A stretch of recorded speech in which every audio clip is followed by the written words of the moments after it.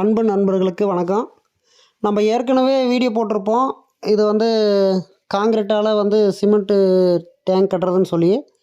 அது பார்த்தீங்கன்னா, அது விவிஎஸ் வருத்தப்படாத வாலிபர் சங்க யூடியூப் சேனலில் போய்கிட்டு இருக்குங்க. நம்ம சதுரமாக தொட்டி போட்டால் என்ன ஆகும், ரவுண்டு தொட்டி போட்டால் என்ன ஆகுன்னு ஏற்கனவே வீடியோவில் சொல்லியிருந்தோம். நண்பர் ஒருத்தர் கூப்பிட்டாரு, வாங்க எங்களுக்கு தொட்டி போட்டு தரணும், ஒன்று தண்ணி தொட்டி, போரில் தண்ணி கம்மியாக வருது, அதை வச்சு தான் நாங்கள் விவசாயம் பண்ணணும் அப்படின்னு சொல்லி. அதை நம்ம போயிட்டுருந்தோம், நம்ம தருமபுரி மாவட்டத்தில் தாங்க. அது போயிட்டுருக்கும்போது அவர் எங்களுக்கு டபுள் லேயரில் கம்பி வேணும், பெருசாக இருக்கணும் கம்பி. அதே சமயம் காங்கிரீட்டும் எங்களுக்கு தரமாக பெருசாக தான் போட்டு கொடுக்கணும் அப்படின்னு சொன்னார். நாங்கள் 1/2 அடி காங்கிரீட் போட்டால் போதும் அப்படின்னு சொன்னாங்க. அவர் 10 இன்ச்சு காங்கிரீட் கேட்டார். சரி, அந்த காங்கிரீட் போட்டு தந்துடலாம் அப்படின்னு சொல்லிவிட்டு நாங்களும் போயிட்டு நம்ம டீமை கூப்பிட்டுக்கிட்டு போய் காங்கிரீட்டு கம்பியெல்லாம் பாருங்கள், டபுள் லேயர் இப்படி தான் கட்டினோம்.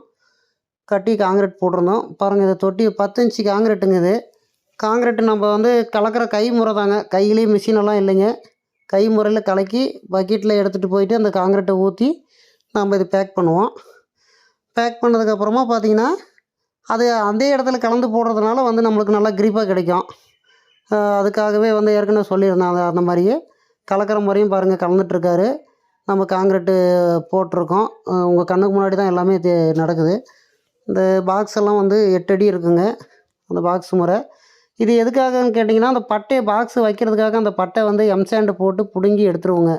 இதில் இந்த ஓட்டையை அடைச்சிக்கிட்டு இருக்காங்க பாருங்கள். அதில் பார்த்தீங்கன்னா, வெல்லம், சுண்ணாம்பு, வாட்டர் ப்ரூஃப் ஆயில், சிமெண்ட் எல்லாம் 4 மிக்ஸ் பண்ணி அடித்து இந்த மாதிரி ஜெயிண்ட் வச்சுட்டிங்கன்னா நமக்கு தண்ணி லீக் ஆகாது. இது வரைக்கும் நாங்கள் நூற்றுக்கணக்கான தொட்டி பண்ணியிருக்கோம்.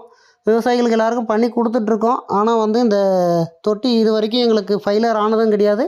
அவங்க மறுபடியும் வாங்க, தண்ணி லீக் ஆகுது, நீங்கள் பாருங்கள், அப்படி அடைச்சி கொடுங்க அப்படின்ற மாதிரி இது வரைக்கும் சொல்லலை. இதுலேயே பாருங்கள், ஏறுறதுக்கு படிக்கட்டும் வச்சுருக்கோம். அந்த லாரியோட யூ கிளாம்பு பாருங்கள், அந்த யூ கிளாம்பை வச்சு இந்த மாதிரி பண்ணி நாங்கள் முழுசாக முடிச்சு கொடுத்துட்டுங்க. இது பாருங்கள், ரவுண்ட் ஷேப்பில் இருக்குது. அது வீடியோ ரவுண்டாக எடுக்க முடியாததுனால அந்த காங்கிரீட் மேலே 10 இன்ச்சு காங்கிரீட்டுங்க. இது உள்ளே இறங்குறதுக்கு பாருங்கள், லாரியோட யூ கிளாம்பு வச்சு பயன்படுத்தியிருக்கோம். அதுதான் தண்ணியிலே இருந்தாலும் துரு பிடிக்காதுங்க.